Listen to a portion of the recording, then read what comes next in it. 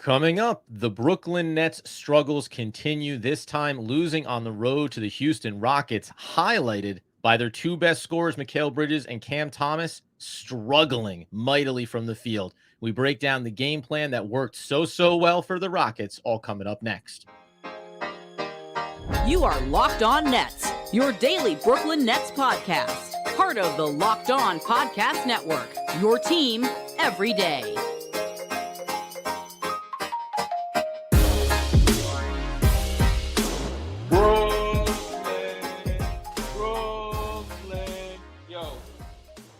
Yes, my friends, it is the Locked On Nets podcast right here on the Locked On Podcast Network. It's your team, the Brooklyn Nets, every single day. Over there's Doug Norrie. I'm Adam Armbrecht. We thank you, as always, for making us your first listen of the day. We are 100% free on all those great platforms. And let you know today's episode is brought to you by FanDuel. Make every moment more right now. New customers get $150 in bonus bets with any winning $5 money line bet. That's $150 if your team wins. Visit FanDuel.com/LockedOn to get started. And Doug, where we get started is with the familiar theme for this Brooklyn Nets team.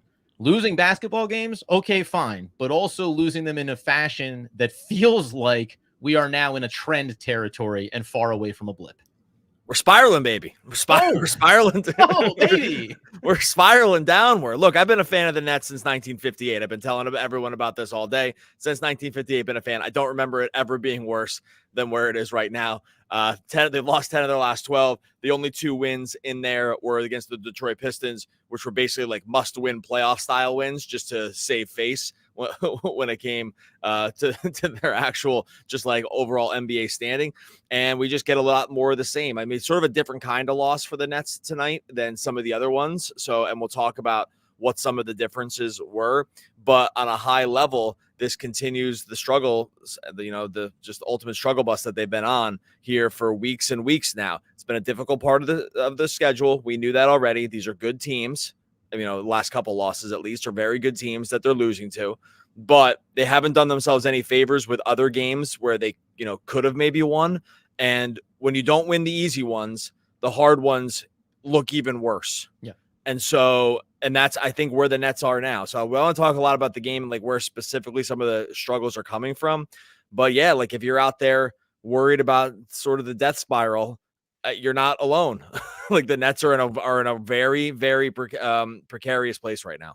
112-101's the final on the road. And again, as we kind of said in a lot of these games recently in the losses, the box score, the final score does not tell you the entire story here. Incidentally, just a footnote, Doug Norrie's been a fan of this franchise since 9 years before it was founded. So always good to know that when you get on the ground floor, sometimes you dig down underneath the foundation and you say, no, I'll wait here for this team to arrive. Sometimes you get there early. Sometimes you get there on the ground floor. You get there early, buddy. Hey, you want those good tickets, right? You want the prime sorry time if I'm a first mover.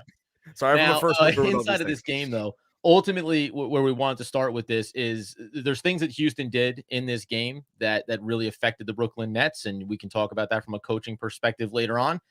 But Cam Thomas joins Mikal Bridges now, who had been kind of the spotlight here over the last stretch of games and his struggles and getting into a bit of a lull from a shooting standpoint. Well, now Cam Thomas is also struggling. When your two best scorers that are 20-plus point providers on a night-in, night-out basis come into a game like this and go off for a combined, let's make sure we get these numbers right, 5, didn't take a lot to add in Cam Thomas's contributions for 25 on the night here. It's just, from an individual performance level, this is something that you can control as an individual player, and both these guys just did not have a single opportunity in this game to get going. Shooting's been horrible for these guys. I mean, specifically, we'll start with Bridges just because he's on the court for a lot longer and takes a lot more shots. He's supposed to be the 1A offensive option. He just hasn't been for a long stretches now. I mean, it's been more not than, been more off than on for him this season for sure. 13 points against the Pelicans, 15 points here against Houston, right? Like you had I was going to count the Milwaukee game, but he barely played. I mean, but for a guy that we thought would be averaging, mid to high 20s in points, we're so far away from that now that you can't even really see it, right? And beginning of the year, I thought it was, and it was kind of, dip in usage, which is still kind of carried over. Like he is taking fewer shots this year, but the efficiency is also down. Like he's shooting worse from the field. He's shooting worse from three. He's shooting worse at the line. Like all of the efficiency stuff is gone.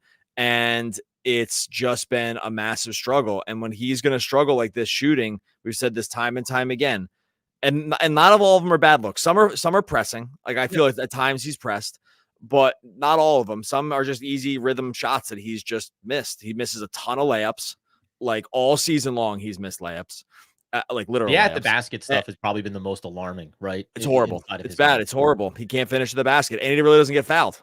So like when you're not finishing the basket and you're also not getting fouled, it's the literal worst of both worlds.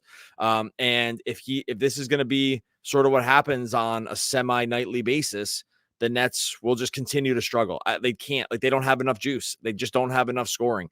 And so that's why I want to put Bridges first before Cam. I mean, Cam's stuff is just so like eye-poppingly rough here in the short term, but overall they need Bridges to be a semblance of the guy that he was last year. And this Rockets game, and the Rockets definitely had a plan here, right? Like there was definitely a defensive plan to like make it very difficult on these guys, but overall still going 5 for 18 from the field is just not a recipe for the Nets to be able to win. They'll struggle in every game if that's going to be the shooting line for him. Yeah, and before we even get to Cam Thomas here, in the last 9 games, only once has Mikal Bridges gone over 37% from beyond the arc. The three-point shooting has certainly been far more streaky and far more off than on, going back to last year in those 27 games that he had for him as well. But then you go inside of it for Mikal Bridges. You know, we had said this going back a couple of games ago before, as we get to Cam here, that, well, if your shot isn't falling, part of the reason why you're going to struggle to keep some guys on the court is because you can't impact the game in other ways. Well, 3 assists for Mikal Bridges is not good enough. Like, and I said this a couple games ago with him as well. Your shot has not been falling. Okay. And part of it is just you don't necessarily have the other guys to go to on this roster, and we understand that. But I wouldn't sit here and say right now, we know his defense has not been up to the level that we thought it was going to be. He gets 4 rebounds, 3 assists to go along with a really bad shooting performance. Well, that just makes you a detriment right out there on the court. And I don't think we ever associated Mikal as not being able to lean on other facets of his game if the shots weren't falling. That's why he falls into this category. And then we look at Cam Thomas. It's like, yeah, kind of the same thing. Can you impact the game in other ways when your shot isn't falling? Tonight, Cam did tie his season high with 5 assists. But again, 0 for 7. And then he became, I think, just almost aggressively timid around trying to get those looks. Though 7 shots over 17 minutes of game action is still a lot. Well, and one more thing about Bridges that has been like another problem, and then we'll talk about Cam. It's actually less. This is actually not a problem for Cam, but it's sort of a different issue with Bridges. His biggest problem too is he just like doesn't draw. Like I don't like it, you don't get the sense that defenses are afraid of him, right? He doesn't ever garner doubles. No one ever double teams him. No one ever traps him. Like they just kind of just stick a defender on him. They let him do what he's gonna do. And it mostly just hasn't worked, right? This isn't like, I don't think this is scheme adjusted issues. I think he's just struggled, right? Like there's some issues like where they're probably bringing slightly better defenders against them, but it's not like there's like this excessive trapping scheme to like get him out of rhythm. It's kind of just like, he's just not making shots. It's not, there's nothing else to it really, which is even more troubling, honestly. And the one other note on Mikal before we'll take a break and go into Cam Thomas here in a second. But also, because you mentioned about you're not sending doubles at him, he also isn't a guy that goes through the teeth of the defense. He takes the roundabout way, right? He wants to get into the paint, maybe hit his elbow jumper, his mid-range game, and also try to go towards the baseline and work at the basket. We mentioned the finishing or lack thereof for him, but in the end, he doesn't draw that sinking defensive attention where all of a sudden it's a couple of guys trying to contest him at the rim, or even a singular defender really having to aggressively contest him at the rim. It feels more like you pass the baton on down the line, and then you see if Mikal is going to finish, because the other big difference here is too, only 3 trips to the line in this game, and that's been a theme for him all season. Coming up here in a second, what were the struggles for Cam Thomas? How alarming now is this trend for him? And can he dig himself out of this rut as the lack of shooting performances start to stack up for Brooklyn? We'll get into that in just 1 second. All right, before we get to that, the show is sponsored by BetterHelp. Look, we're into the new year. Sometimes we just start thinking in the new year about how to change ourselves. Instead of just expanding on what we're already doing right. Maybe you finally organize one part of your space and you want to tackle another. Maybe you're taking supplements every morning. You actually want to eat breakfast too. You want to make these little changes for life improvements to kind of compound on the things that you're already doing well. Therapy helps you find your strengths so you can ditch the extreme resolutions and make changes that really stick. It's helpful for learning positive coping skills. You can set boundaries. Therapy can help empower you to be the best version of yourself. If If you're thinking of starting therapy, give BetterHelp a try. It's entirely online. It's designed to be convenient. It's flexible. It's totally suited to your schedule. All you got to do is fill out a brief questionnaire. You get matched with a licensed therapist. You switch therapists anytime for no additional charge as well. Celebrate the progress you've already made. Visit BetterHelp.com/LockedOnNBA to get 10% off your first month. That's BetterHelp, HELP.com/LockedOnNBA. So as we continue the post-game podcast, 112-101 loss for the Brooklyn Nets. Now losers 10 out of their last 12, and it would be worse. Something, we thought about being a part of history with the Detroit Pistons. Well, guess what? If not for those two matchups with them, this streak would be a lot longer, it seems like, because that may be the only team that they can beat right now. When we turn our attention over to Cam Thomas, I think the one difference that I'll also say here and why talking about Mikal first made sense, this is, I'm not okay with it. It's not good, but I also think that you expect this from a young player. A young player is going to go through shooting slumps. A young player is going to go through adjustment periods, trying to fold in other aspects of his game, trying to be more defensively minded, right? So even though Cam does have another bad shooting game here and extends beyond just this one, I'm not actually as concerned with him as I am with Mikal, because there's a level of expectation with Mikal night in, night out, and consistency. This is kind of what a microwave scorer like Cam can go through sometimes. You may hit some slumps, and that's okay. It's funny. Tonight, I was actually really encouraged by how he played. I know. Like, back out the 0 for 7. I mean, he only played 17 minutes. And he obviously the run was cut short, and they just whatever happens with the rotations here. I actually thought from just on the court stuff, we saw a lot of things from him that actually showed growth. I'm positive. I didn't track this one for one, but I'm positive that in the first quarter into the second quarter, it was the most passes per minute that he's made this whole season. I know it for a fact. Now he had 5 machine, right? He was getting the lane and find somebody. He was read and react much more than we've seen, getting the ball out of his hands in the right spots, like drive. It wasn't there. Don't force something. Look for someone else. Had 5 assists in 17 minutes. I mean, that's easily his most assists per minute. And I was thinking this even before the assists kind of started coming. He was just making significantly more passes. Mm-hmm. That is a key expansion to his game that will help him, right? Like if there's going to be an understanding that he will, like if you double him, he'll pass out of it, or he'll be able to notice it sooner. Like that will unlock a lot of different things for him. It didn't tonight. I mean, he didn't make any shots, but again, when I look at his game on a high level, that, if you're not box score watching and you're just watching what's happening on the court, like the stylistically, it was very different for him tonight in a good way, I think. Yeah. And so I am not as discouraged with this play from him, but you can't help but notice that the guy is 0 for 7 this game, 0 for 11 last game, and he was 7 for 18 against OKC. But if you go sort of shot by shot, it was one of his last 6. So over the last right. 4 and last 8-9 quarters, he's 1 for 24 from the field, right. And that's a really, really bad struggle. Now, that's not likely to continue, so that's okay. But when you combine that shooting with Mikal Bridges, the Nets can't win. They can't win. They don't have enough scoring. They don't have enough other guys. It's like not even close, honestly, and it's just such a problem for them right now.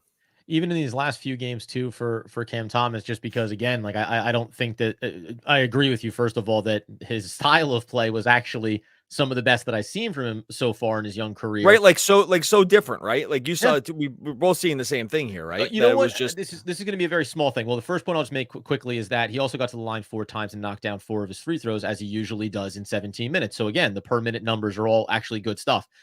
But there was multiple times in this game where he was on the ball in the offensive set. Now, he also fell into a couple of ISO lulls, especially like at the end of quarters, right? Last shot opportunities.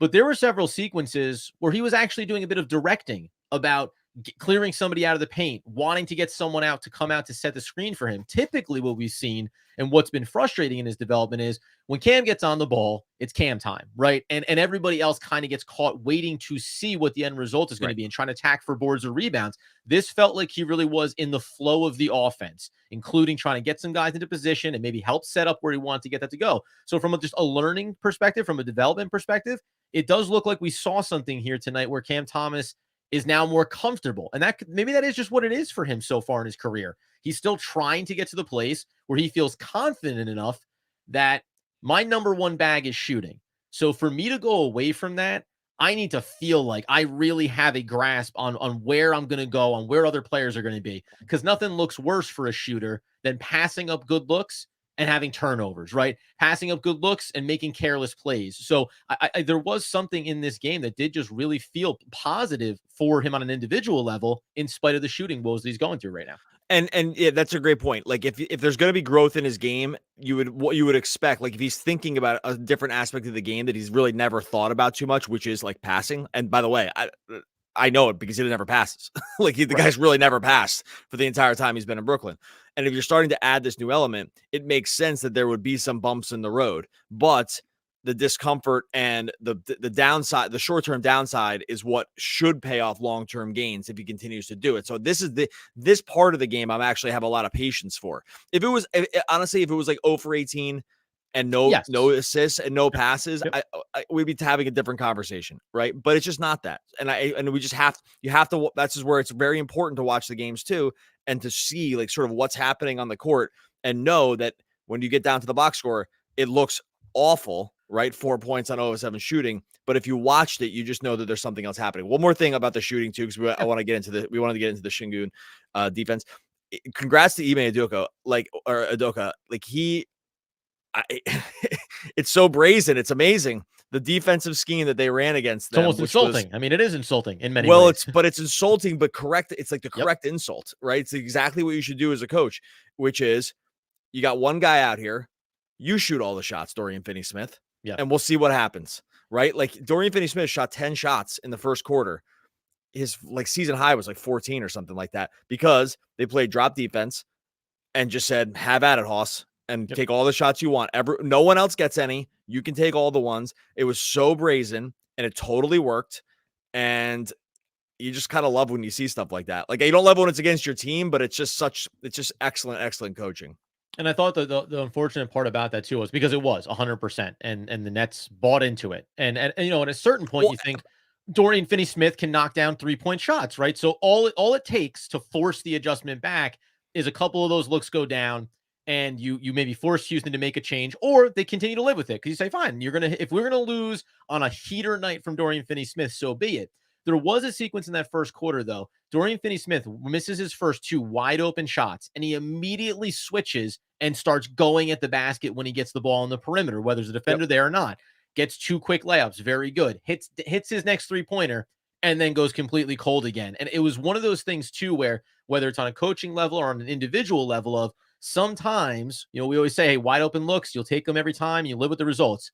But sometimes you have to kind of read what's being done to you and force the issue in another direction. And for a brief moment, I thought Dorian was picking up on that and making the change, but then you end up getting back into kind of a similar pattern here, which is not solely because, it was wide open lanes and you could have attacked at the rim. There is also a player coming up here in a second that we'll talk about for the Houston Rockets that really made it difficult for the Brooklyn Nets offensively and defensively. Foul trouble. A lot of things occurred here that Houston just frankly did incredibly well. This isn't a game that the Brooklyn Nets lost for all of their mistakes. This was a well-executed game plan and a talented team in Houston. We'll cover that in just 1 second. All right, before we get to that, we'll tell you about our friends over on FanDuel. No better time to get in on the action on FanDuel. NFL regular season is wrapping up. Still time to get in with FanDuel has got going over there, America's #1 sportsbook. That's because new customers are going to get $150 in bonus bets guaranteed. You love to hear the word guaranteed when you place a $5 bet. It's $150 in bonus bets, win or lose on that $5 bet. Just got to put it in and you're going to grab those bonus bets. Use the bonus bets on everything they got going on FanDuel Live same game parlays. You can find bets in the new Explore tab, make a parlay in the Parlay Hub, which is where you're going to find other popular parlays that people are putting in as well. So much more going on FanDuel. Grab those $150 in bonus bets by visiting FanDuel.com/lockedon. Make your first bet a layup. FanDuel, official partner of the NFL. All right, so as we tie a bow on the 112-101 loss for the Brooklyn Nets at the hands of the Houston Rockets, reminders, we're doing our post games live as always over on YouTube. You'll be able to get your questions in and we'll interact with all of you, the loyal fans. A lot of people in here.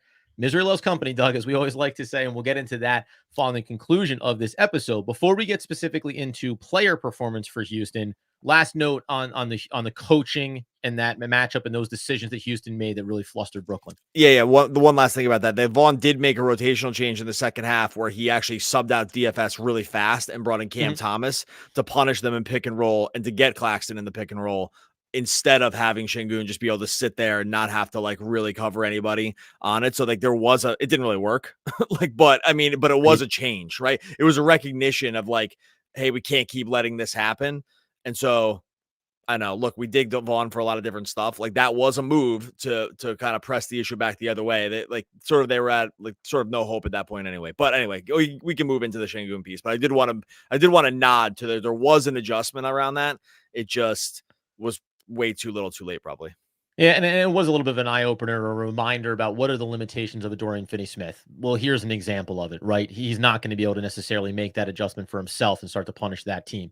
Şengün in this one, wouldn't you know it, 34 minutes, 11 of 17, 8 of 10 at the line, 8 rebounds, 4 assists, 2 steals, a block, and again, box score does not tell you the whole story here because he just dictated terms throughout this game. He stacked up fouls on everybody. There was no matchup that you were going to go to here. There was no double teams that were going to really impact it. The one thing that kind of bothered me as this one wore on a little bit is that the Brooklyn had started out this game with attention to detail, being close on perimeter shooters, right? Trying to stay with your assignments. As this thing worked on, well, it's basically Şengün. Hey, do I want to sit on the perimeter and knock down my shots? Do I want to go in the paint and set up in the low block and get some easy buckets? There did seem to be just a wear down effect here for the Nets from a defensive perspective, where they kind of at some point just threw their arms up and said, yeah, like we just don't have an answer to this problem. And we don't have a solution maybe like hey, Dorian Finney-Smith, it's on you to make these shots, right? There wasn't really a decision to kind of change that up and force an issue back at Houston. Yeah, this kind of problem. This archetype player is a big problem for the Nets. They got like sort of a stretch big that can operate around the basket. They don't have lots of solutions for guys like this. I mean, frankly, not a lot of guys like this exist. I mean, he's pretty unique. There's only a few guys that sort of operate as a center like him. He had 4 assists. It probably easily could have been 8. They've missed a bunch of just easy looks that he passed out of the post as well. It's just a particular problem. It's very methodical. It's extremely strong. It's like deceivingly strong around the rim where you just can't really move him. He moves you. Nick Claxton completely to the floor. You see that play? My God, he's powerful. He just has like a really soft touch. Like this is like he gets the Jokic comparison every once in a while. He's got a really soft touch around the rim. He understands angles really well. And he's a problem really for everyone, but this kind of guy has given the Nets problems also this year. Like they just can't really, Claxton's not big enough to really handle him when he starts putting the ball on the deck. And when you get up and around the rim, he's really controlled. Like Claxton's a good shot blocker. He's a good weak side shot blocker. He's a good front facing shot blocker too. But like when you have a guy who understands, like I can get you up in the air, I can just finish on the angles around you, I can see where you're going. Like they're going to struggle with that. Sharp, who's a little bit bigger, doesn't have the footwork to really stay with him. So they just really had no answer. I knew this was going to be a problem. Like they just going into this game, the bigs have been okay. I mean, Claxton's been a little worse on defense this year. Sharp's been good or better, but I just like knew for sure that this guy was going to be problematic because he represents the things that these guys don't really defend that well, right? Which is like singular centers that can actually get you down in the post. And again, too, it was 30-point performance for him, right? You knew that this was, as you said, going to be a problem. Now you don't expect to shoot under 40% from the field, under 30% from beyond the arc, right? It goes right back to the top. Mikal Bridges, Cam Thomas, you go inside the box score and you think about, well, Cam Johnson in 32 minutes was 6 of 13, 3 of 6 from deep, 15 points. He had 2 points going into the fourth quarter. Now, on the one hand, you can look at it and say, hey, he was kind of a part of that attempt to keep things close and have that surge, but that actually felt like a somewhat Cam Johnson typical type of performance this season. Sometimes when he's giving you his points, they're not really coming at the critical moments, which is earlier in the game when they are saying, Dorian Finney-Smith, we're going to sit back off of you. Okay, someone else needs to step up. When you have guys like Bridges and Thomas struggling, someone else needs to step up. Johnson stays quiet until effectively it really doesn't matter anymore. So it's unfortunate to look at it inside this box score, and you can see it. I mean, nobody cleared 20 points for Brooklyn, first of all. A lot of double-digit guys, but somebody had to take the reins here. Last thing for me, at least before we close out, is just on the idea of coming into this game. I mentioned on Twitter, one of the strengths the Nets have and need to utilize more of is their depth. It doesn't mean the matchups are all perfect, but we've now talked about this a little bit more, developing the young players. I got real excited.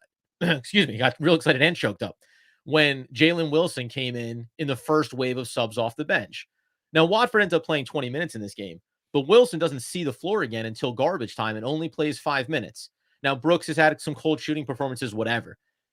The idea of only being 9 men deep, it just feels like this is a flawed approach. At some point, you mentioned that the minutes that rookies have played for Brooklyn, it's almost nothing.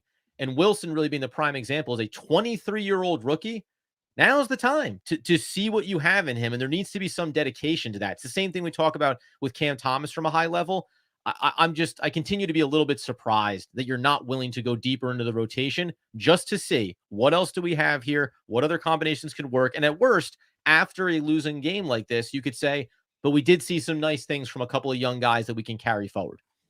I thought about this a little bit after the podcast because we talked about like this rotational piece and the younger players. And I actually want to walk back one thing I said about this, because the one thing I didn't factor in the original comment, and if you didn't listen yesterday, it was basically just talking about how when the Nets have played OKC and they play Houston, and like all these other teams are playing young guys, right? Like we see Amen Thompson tonight, right? We see Cam Whitmore for Houston. The other night against OKC, you see Kason Wallace, right? Against the Pels, you see Dyson Daniels and Jordan Hawkins. Like the list goes on. Like all these guys that are just young players that they're developing that are in the real rotation. One thing I left out of that comment, and this is a knock against the Nets, and it's not necessarily against Vaughn necessarily, but it's just like the way they're built.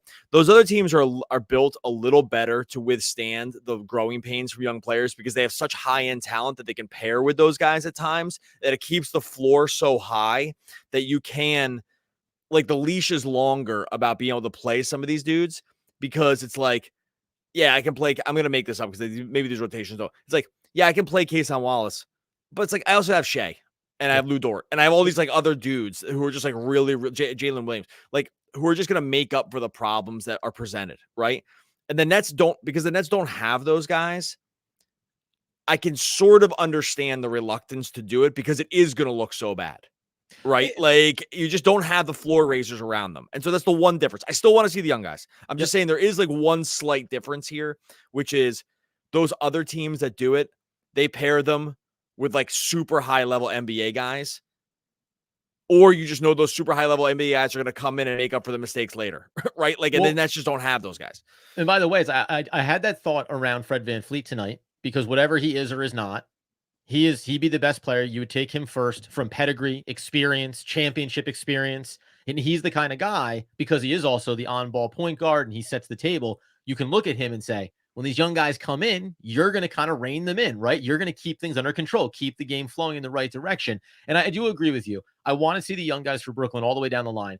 But that's actually why I stuck specifically with a guy like Jalen Wilson, as opposed to saying Whitehead and Clowney as well. They're both 19 years old, one off an injury, one needs to develop a lot. I still do want to see them, but there is a difference between 19-year-old guys who are getting some reps consistently down at G League and a guy like Jalen Wilson who's now up on this roster. Like, he has now crossed the threshold for me of being deserving of getting 10 plus minutes, a night, getting real minutes, real sample size. And we saw him kind of explode the other game in meaningful minutes that could actually have an impact here. So listen, it's probably organizational. It's not just a coaching thing here, but it's something that I do continue to monitor and watch. As we know, this team is losing basketball games. So leaning on the veterans becomes harder to, quote, defend when the results aren't there. You keep playing 500 basketball or a little bit better, then I get it. It's hard for me to push for it. But that's the other side of it here. Now you're losing. So now the development needs to happen. Yeah, and I like I said, it's why I understand that they're sort of in a precarious situation. I still want to see the young players. I'm nodding at least to like why this situation's a little harder, right? Like their motivations and the way that they're built are just slightly different. So, look, another loss. The Nets continue to spiral here. We're with everyone out there like this. It's no fun to watch these games and feel like they're going to lose. I do think that they're going to turn some of this around here. I think they're going to get to Paris. I think there's going to be a long break. There might be a coaching change. Not sure, but I don't think like this is a forever thing. But hey, look, when you're in the middle of these losing streaks, it can be really, really tough. Not going to be tough for you out there to subscribe on YouTube and make sure you subscribe to YouTube. Make sure you subscribe wherever you listen to podcasts. Those are the easy things to do. Totally free for you to do. Keep us coming at you every single day, talking Nets. Make sure you subscribe on YouTube. Make sure you subscribe wherever you listen to podcasts. Oh, life has its sunshine and its rain. Sir, it's the days and it's the nights. It's the peaks and it's the valleys. Charles M. Schultz. Oh, one of the all-time great poets. We'll be back. Middle name was again. Marvin, oddly enough. I don't know if you knew that. Oh, look at that. Didn't know that. Know it now. One of the all-time great poets. We'll be back again tomorrow and in a moment on YouTube talking more Brooklyn Nets basketball. Basketball, basketball, basketball, basketball, basketball, basketball, basketball. Yeah.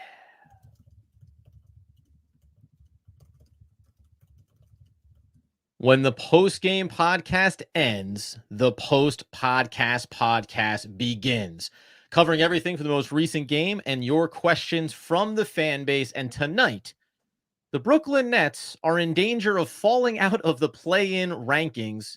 And oh, by the way, don't control their own draft capital. We dive in on that problem coming up next. You are Locked On Nets, your daily Brooklyn Nets podcast. Part of the Locked On Podcast Network, your team every day.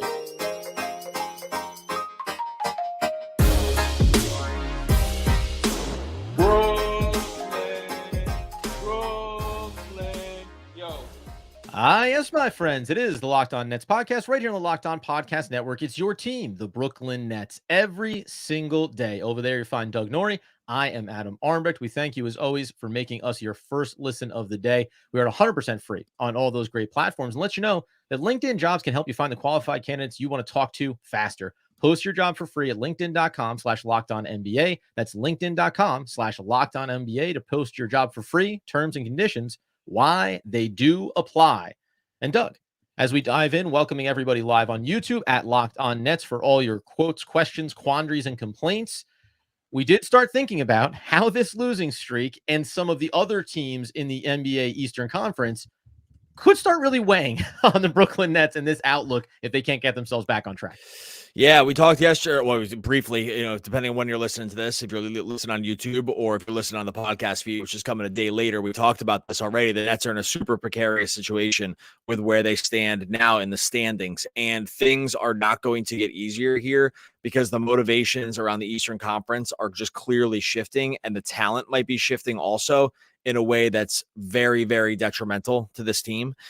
If you look at what's happening just throughout the landscape right now, like, the Nets at the end, following the loss to the Pelicans, were sitting 9th overall in the East, right? Excuse me, the loss to the Rockets. We're sitting 9th overall in the East, which you're like, okay, well, it's still in the play-in. The problem is that there's 3 teams below them that are maybe or even definitely heading in different direction, which is up. So Atlanta Hawks, they're coming off the win against OKC. They get Jalen Johnson back. Definitely a difference maker for them. They are going to keep trying here. I know people have talked about them trading Dejounte Murray.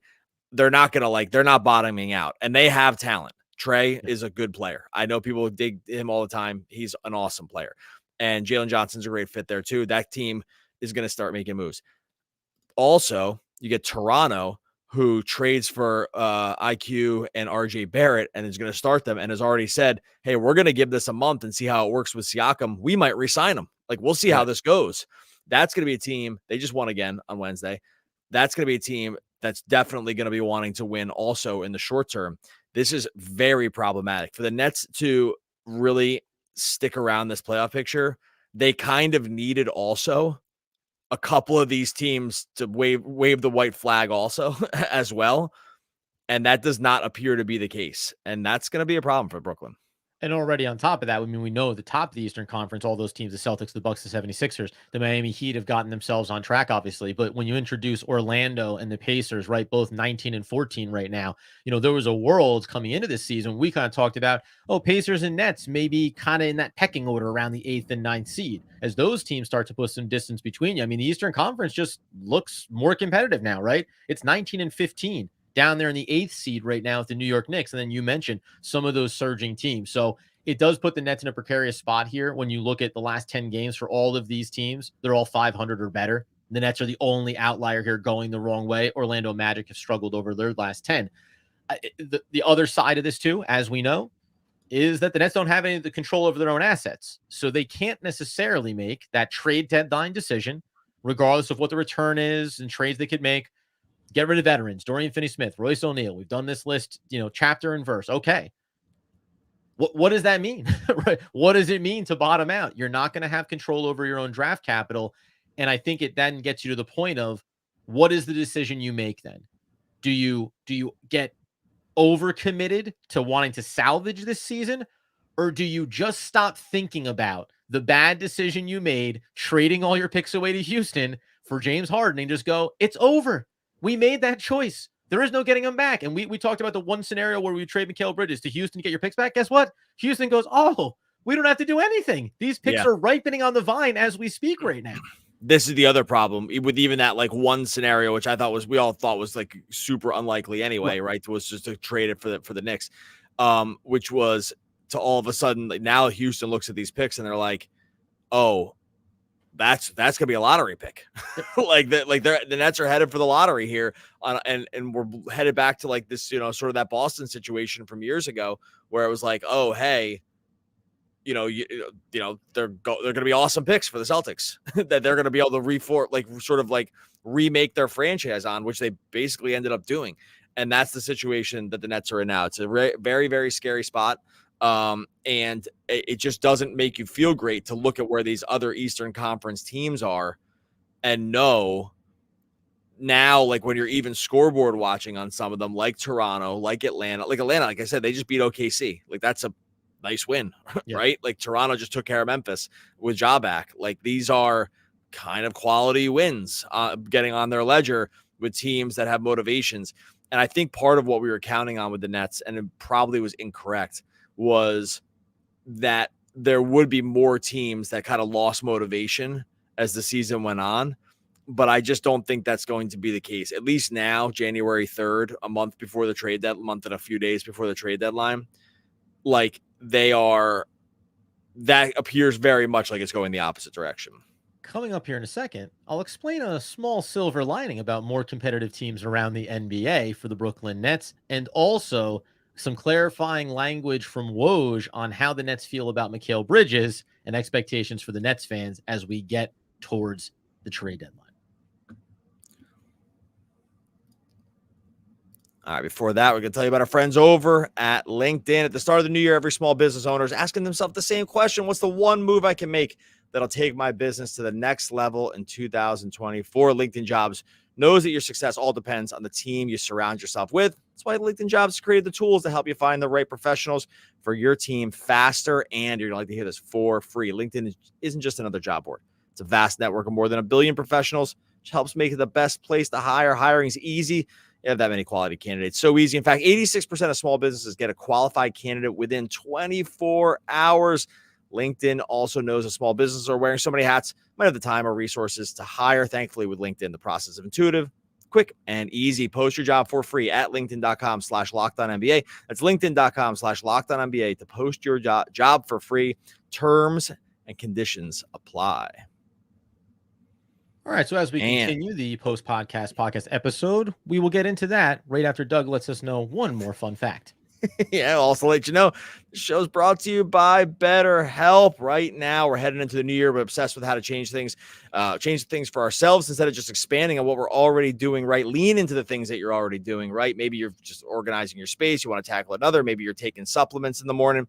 You want to actually eat breakfast too. Therapy helps you find your strengths so you can ditch the extreme resolutions and make changes that really stick. If you're thinking of starting therapy, give BetterHelp a try. It's entirely online, designed to be convenient, flexible, and suited to your schedule. Just fill out a brief questionnaire, get matched with a licensed therapist, switch therapists anytime for no additional charge. Celebrate the progress you've already made. Visit BetterHelp.com/LockedOnNBA today to get 10% off your first month. That's BetterHelp, HELP.com/LockedOnNBA. And now, as we continue the podcast episode, we'll get some questions and comments from you guys here in a second. A lot of people are in the chat room, and we always appreciate everyone coming on these lives to support us. The one thing about more competitive teams in the East and out West as well is if the Nets are going to make that decision about a Dorian Finney-Smith or a Royce O'Neal, it is good that it is going to be far more of a buyer's market than it is a seller's market when it comes to the deadline. The Nets should have suitors. The flip side of this would be that there were reports from Woj essentially saying the Brooklyn Nets are going to be buyers. They are committed to building around Mikal Bridges and to building around him as one of those cornerstone pieces of this franchise going forward. So the question becomes, in the short term, are they going? I don't think they're not making the big move. I don't think they're making the extravagant move. But we had talked about kind of over the past couple of weeks of like, would they make a margin move here? Would they try to bring in something that just helps you get a better sample size around which pieces should fit and stay, which guys you're going to bring back out of all the 1-year deals you brought in this offseason? Are you still, I think you are, started in the camp of, are you still in the camp of like not wanting to go down that road of spending some amount of draft capital to bring in a marginal veteran point guard that just helps you kind of stabilize something on your team? Yeah, I mean, this is the other one that's too. It's like if they're gonna go this route, it's probably worth it at least to try a little bit to be interesting, right? Like, and I think that probably is worth some draft capital, even if it would pain me to do it, because I think it's probably I do think it's the definition of throwing good money after bad for sure.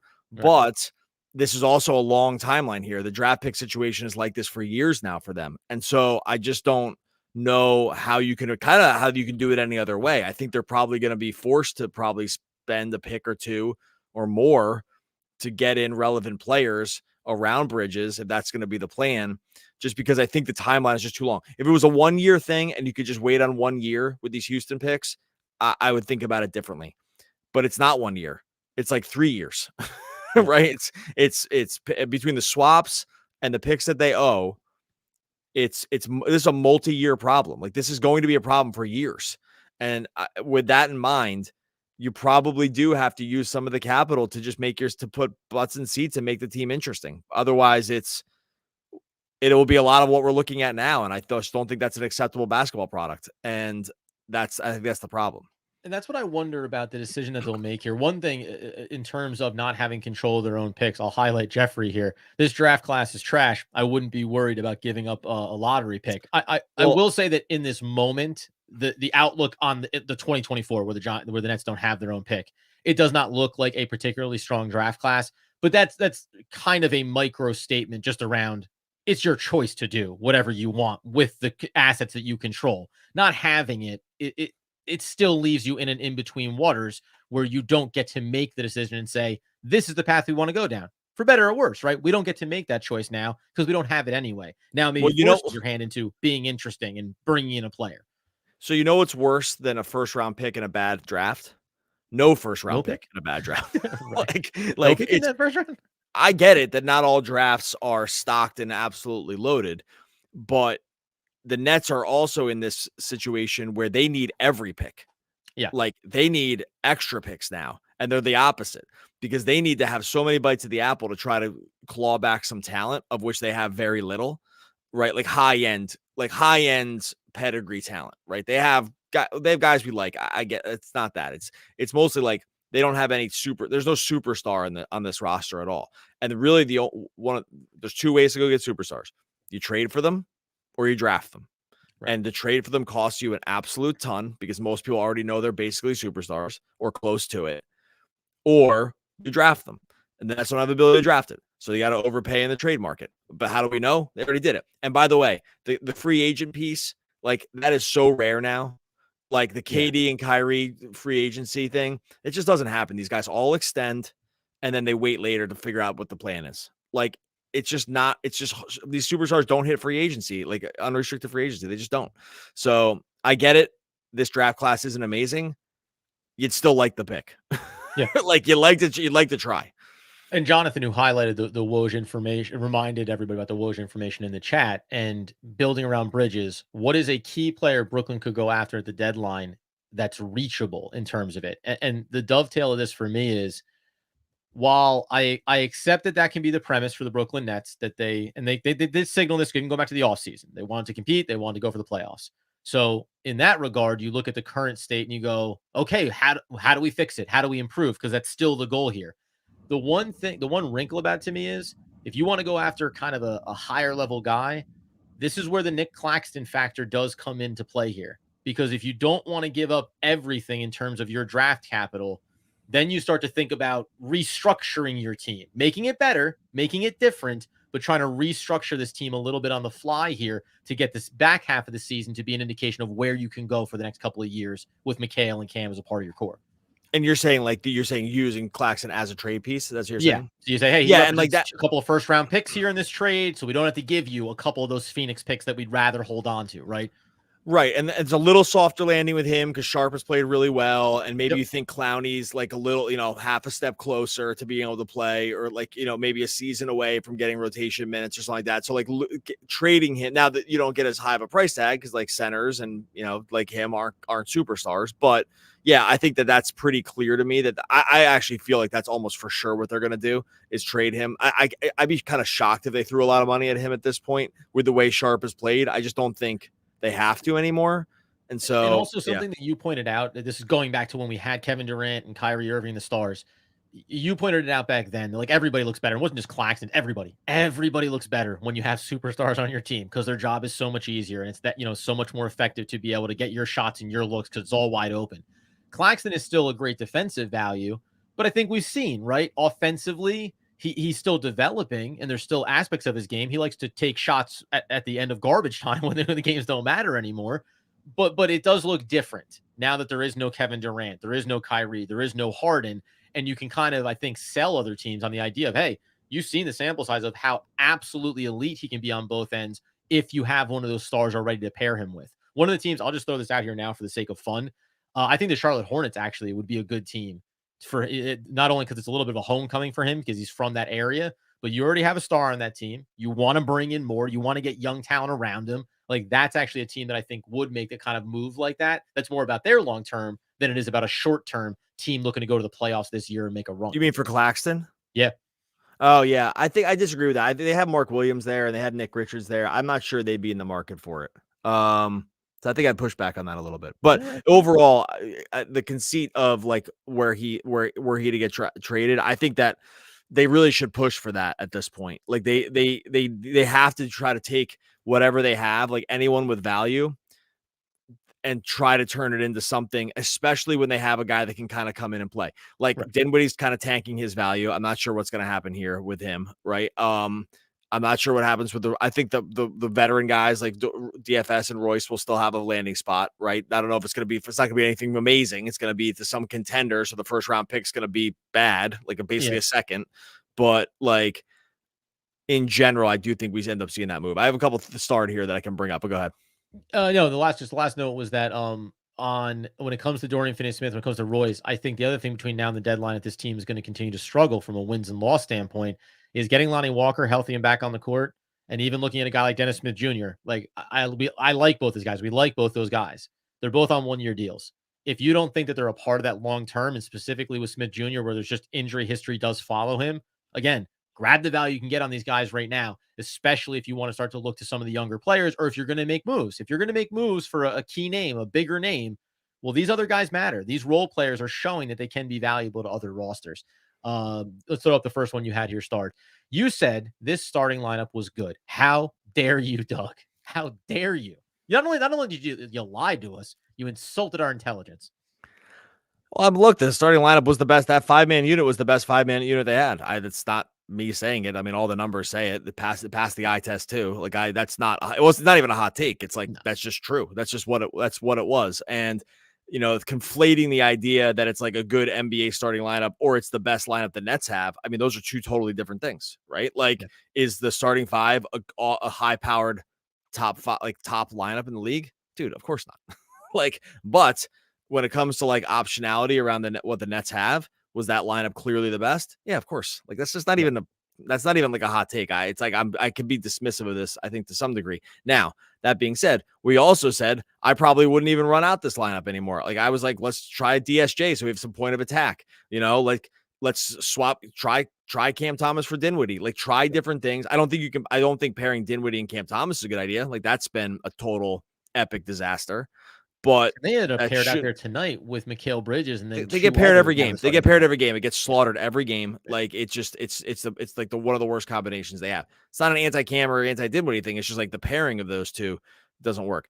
But Also, I mean, please, not that please, I know please understand, please understand the context around this stuff. It's like, yeah, I was gonna say, not it's that important. you need not be defended, but this is the best lineup the Nets have. The best lineup the Nets have. I mean, it's a positive. Right. I mean, it's not anymore, but they don't really have any Well, by the lineups way, it that was are funny positive after anymore. like the last couple of games, their net rating this season, not including last season, it like shrunk to like +7 offensive, defensive. After this game, it's probably shrunk a little bit. So the margins are getting tighter around that starting rotation. Also, one more thing about that, I'll say this: we get to some more. And we're gonna do tell you about one more of our friends here, but Oh yeah.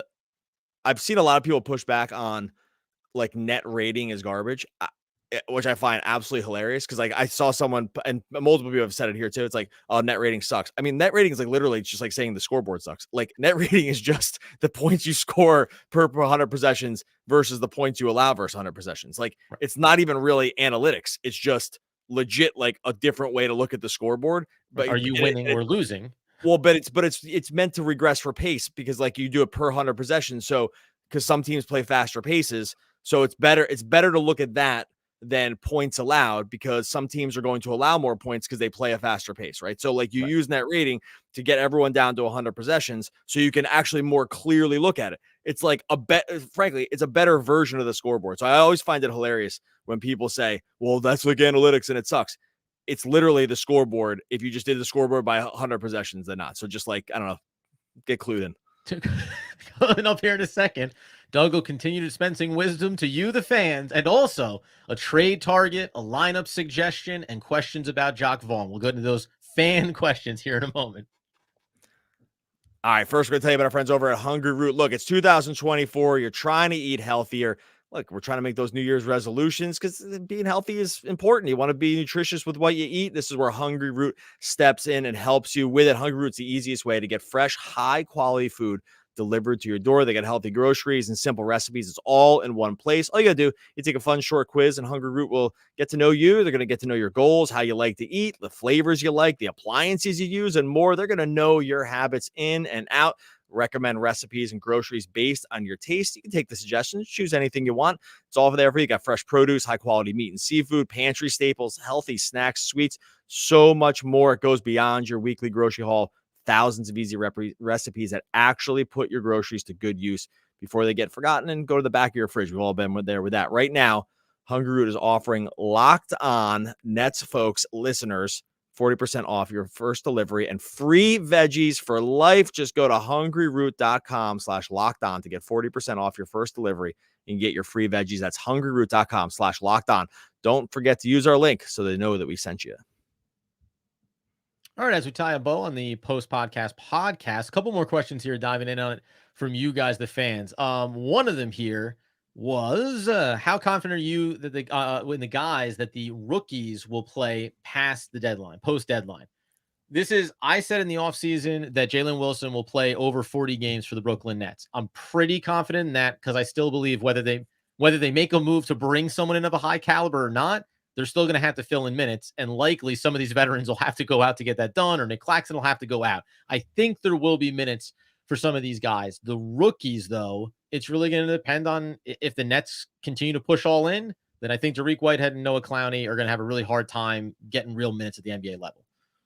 Yeah, I think they're really, really blocked right now. The benches, like the roster is not great with high end talent, but it's super deep, and the team wants to keep winning games, and it's hard to do that with super raw rookies that are really, really young. I mean, the one thing that helps them with those two dudes is like they were like I think they're the two youngest guys in the draft or something like that. So, like the timeline on that is pretty long. I think they have a little more time with that than I think some other guys because they're just so young. But no, I don't think this is about wanting to see it. If the season doesn't feel like it's going great, then you want the hope of the young players, right? And it's a hard kind of needle to thread there. Right now, you have to clear out probably 3 or 4 guys off the roster to justify bringing in those two specifically. Another one here from Afro Lore, freaking flyer. We've seen you before. How are you, sir? Dejounte Murray should be a priority. I looked at him the other day, and it's weird how if you go back to his San Antonio numbers where he was almost like a 10 assist guy, then I like squint and I see how you plug him into the Nets and how there creates value there. He's on a long contract. I mean, the age timeline, it all kind of fits in there. But I don't know where I stand on like him being the guy or how far that needle would move for me if you went and added him into this roster. How much does that significantly change it? We had this discussion even about adding a Donovan Mitchell. I just don't know what, like, even if we want, like, pause on Dejounte for 1 second. I actually don't even know what the Nets, like, what Atlanta would want off the Nets roster, right? Like, just to start, picks, I would assume. I guess, but they're like, they don't even seem like they're in that spot to like wanted to do that, right? So I think the contract for him is actually fine, Yeah. like in terms of overall money, which is probably why they want to ship him and try to like put maybe a bigger piece around Trey, right? Maybe someone that fits a little better, maybe someone that's like a lot better defensively. I think the hope here was that Dejounte was going to be like make up for a lot of the POA kind of like issues on this team. That really hasn't happened. They play together like just okay, not really great. He's obviously second banana because like if you look at the rotations, he plays fewer minutes and he's just like not prioritized in the same way as Trey. Trey's just better. So like I get it. Like I don't know. I guess it'd be like a moderate floor raiser for this team. I just don't know if it like moves the needle so much. I think if he came to the team, you would see some of those San Antonio numbers tick back up simply because he wasn't playing next to Trey. And I think that actually would make a material difference. But I just don't know like what it really does for the Nets, unless you're just like, hey, we would just want to win 4 more games or something like that, 5 more games. And like, and that's good enough. I'm not even sure he's like that good, but let's just say that's the number. Then I can see it, but you're just going to have Dejounte Murray on the team for a long time. And I think we kind of just know where he is. Like the defense is a little overrated. The shooting's not spectacular. He does some things really well. And I think it's like unexciting, but hard to find too many faults with it either. And his 3-point shooting has improved. He's shooting 38% this year, but it's also one of those things of when you play with Trae Young, like we always talk about the gravity of the other players on the team. Sometimes those things get a little bit worse when you don't have that same caliber of players around you. But I think it's interesting because he's a name you throw out, and I think I would say if they made that move, the cost probably wouldn't be so great that you would feel like you gave up too much to get him. And you say, okay, it certainly would make the team more interesting and more exciting to watch over the second half of the season if that's the way that they went. There was one other note here about a lineup that I just wanted to touch on because I didn't get to crunch down on it. The lineup of Thomas, Bridges, Johnson, Watford, and Claxton when Lonnie comes back. Bigger lineup with the playmaking of Watford and allowing gravity from Thomas to help the team. I mean, I'm pro Watford getting bigger sample sizes. I think I actually put this out there at one point about getting Watford and Claxton on the floor together because Watford offers you again a Ben Simmons light version of that skill set. Can ball handle, has some size, can also shoot from the outside. So you still get that element on the offensive end, shows a lot of energy defensively. I'd be fine with it. Like, I think Watford's a guy that has earned a larger role over the last month or so. Yeah, I think that the funny thing about the Nets is like they have lots of different combinations like this now, because they just have lots of guys like this. Like they just have got like this is a funny thing about the way the team is constructed now. They have many 5-man combinations that are fine. They have none that are great, right? And so I think we can do a million of these. This one looks fine. Right? I can see it. It's got length. It's got secondary ball handling. It's got some good, backside rim protection. Like there's a lot of good things about this lineup. They just have lots of versions of this because they have like lots of like this kind of guy. And so, yeah, I'm not trying to like not be excited about it. But I'll also say too, to Terrell's lineup suggestion, it's like, this is also, if you showed up and put this lineup out for the next game, this is the next starting lineup, I'd say, okay, fine. Like, it wouldn't phase me to tell me you inserted player X in, you took player X out. And we've kind of talked about that too. It's like, so try them. A lot of these players are similar. The differences are marginal. There's slight areas where one is better at something than the other. So go ahead and mix and match these things until you maybe discover something. Like, I think that's the biggest advocate that I can be for is like, just find out, is there something more there? Here's a good one to throw up. I think after the podcast, you guys should spend more time on YouTube on the questions. Too many questions go unanswered. I will say, I mean, obviously, first of all, we do our. That's what we're doing right now. I know we're right here. Allow me to. Although, frankly, if I'm being honest, Ian, I don't want to blow up your spot here, but you didn't even ask me a question. You just made a statement. You see what I'm doing here? You got to put the little question at the end there. Could you answer more? No, we do. The traditional post game podcast, that's clean. I mean, I think everyone knows that we don't take questions there. But Doug and I we've also talked about like other versions of doing things live where we just kind of basically sit here and chop the crap out of it with you guys until you ask 9 million questions and your ears bleed from hearing our responses. But we'll do our best. We're trying our best, Dan. Any other ones? How long? Yeah, Oh. we'll do this one. How long will JV last? I'm at the point now where, and I know we did one from Afro before, but I thought this was a good one. I'm at the point now where I'm actually think it could come sooner than later. I think like he could get fired here. Like I think that this swoon has been so bad and the team has been so lifeless. Yep. And the energy level has been so low. I was actually looking at the schedule with where I thought, and this is how, I don't really default to this, but I was looking at the schedule thinking about where would be the best spot to do it. Like sure. if I was tasked with doing it, if I was tasked with actually like making this move, this tonight would be one of the places because you have like kind of a soft landing for the new coach against Portland at home on Sunday, right? And so that's after OKC. They have OKC at home, and then you have Portland the next game, and then they go to Paris. But then the Paris thing threw me off because I was like, well, they're just gonna like fire him before they go do this like Paris. They're gonna leave him overseas, and they're not gonna do that and they're not gonna fire him there.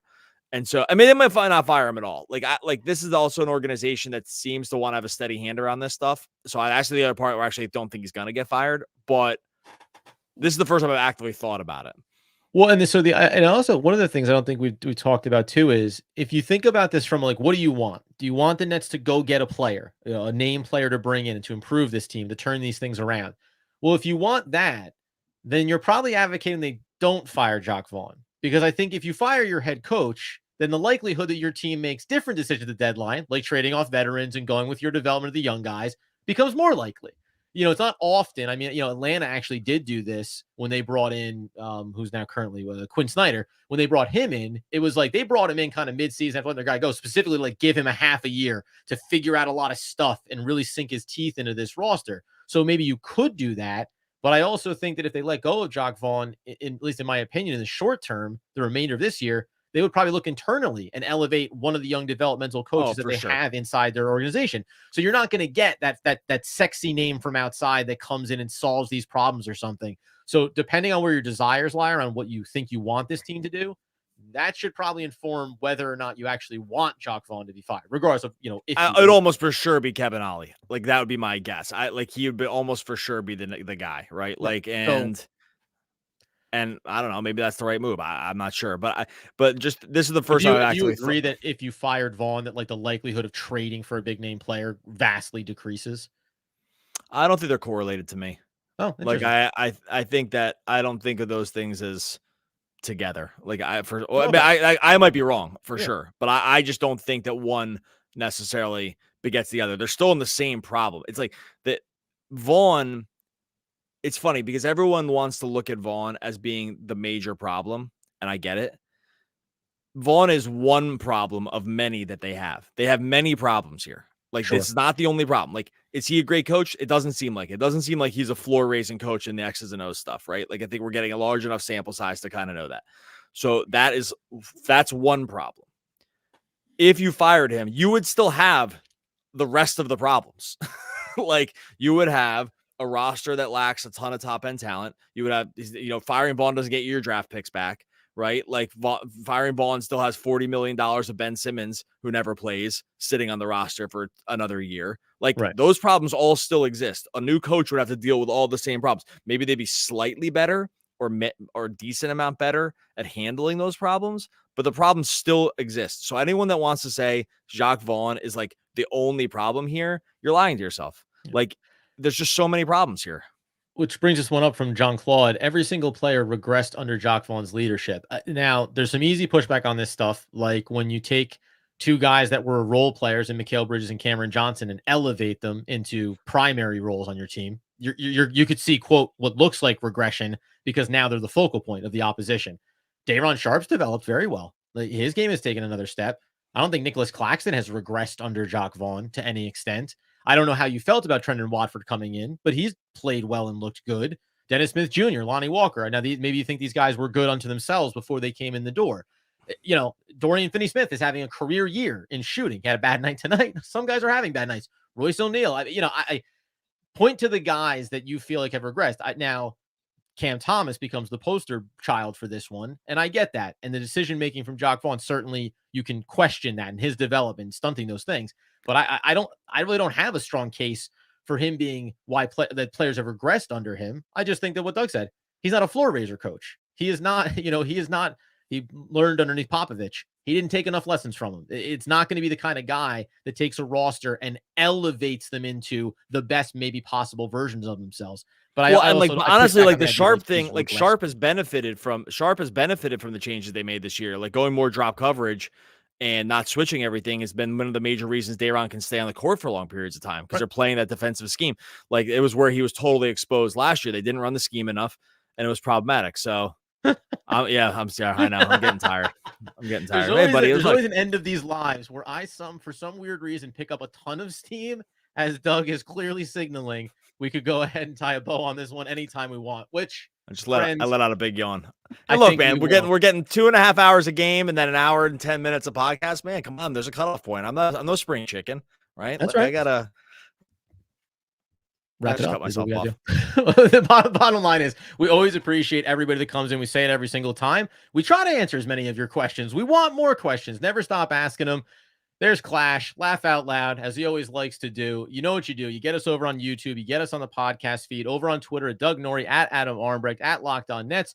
We'll be doing this thing again, potentially post-game Friday night. Not guaranteed. So stay tuned to social media for that. And until next time, we'll be coming back in here talking all things. Oh, no, wait. I'll do it myself, Doug. You be quiet. The world is still a weird place, despite my efforts to make clear and perfect sense of it. Now, that's Hunter S. Thompson, and he's one of the great American poets. Rest his soul. We'll see you next time. Talking all things Brooklyn Nets basketball. Basketball. Killer shit. Basketball. Yeah.